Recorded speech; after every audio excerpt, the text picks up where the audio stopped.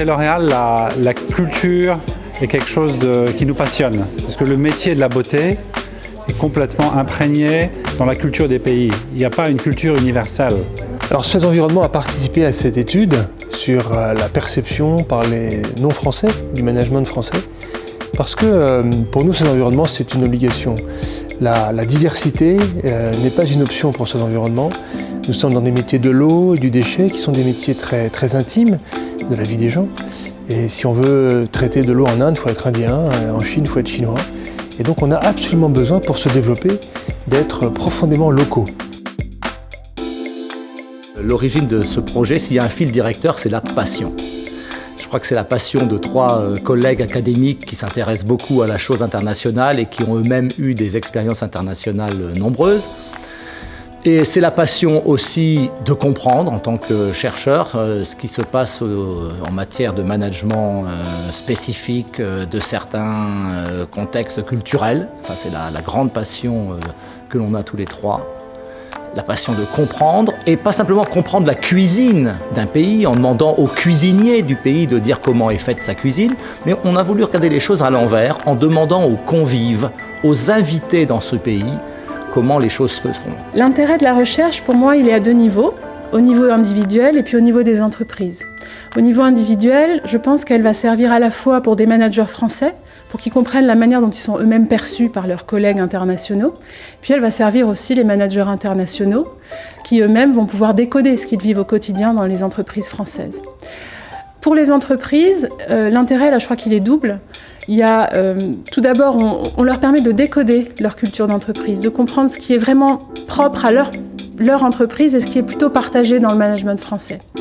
Et je pense que le deuxième intérêt pour les entreprises, c'est qu'on les aide à comprendre comment construire leur politique de diversité vis-à-vis de ces populations-là. Comment gérer la carrière des managers internationaux aujourd'hui, comment les aider à accéder au top management. En fait, on a passé en revue les entreprises du CAC 40, que l'on a toutes contactées et à qui on a proposé de participer à cette recherche pour comprendre finalement comment le management français est perçu par leurs managers internationaux.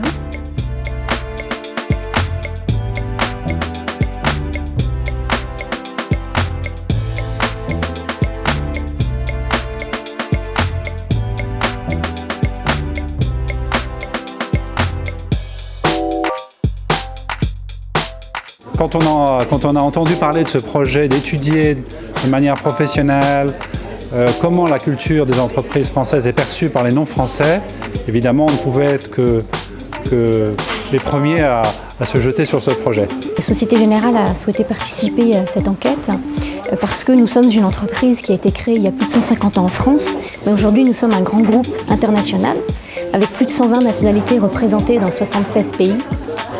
Et au niveau de notre comité de direction, notre CODIR, nous avons 9 nationalités, soit 21% de notre comité de CODIR qui est composé de non-français.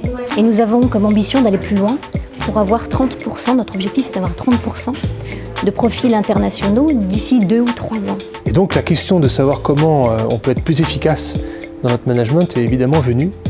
Et comme bien sûr les Français, mais sans doute d'autres aussi, on imagine que notre management est de bonne qualité et que tout le monde est content de tout ce management. Et c'était intéressant de vérifier ce que pensaient nos principaux cadres non français du management français. On a constaté effectivement quelques évolutions, dont je dirais, c'est la langue.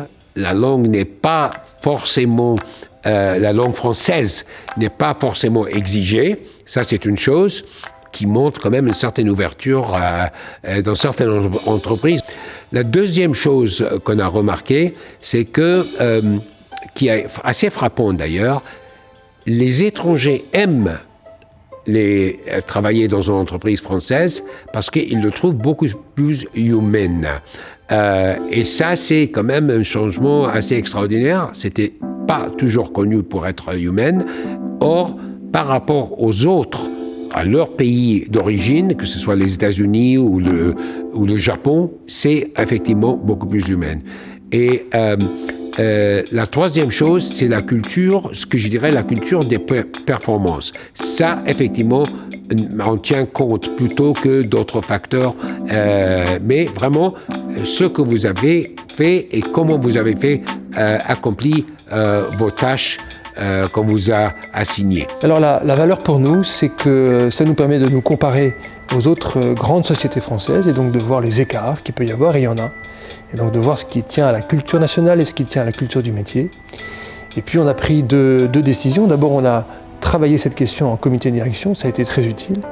Et puis on a pris la décision de mettre en place une formation pour nos cadres dirigeants, de sorte que chacun ait les outils de meilleure compréhension et de meilleur comportement dans cette question du management interculturel.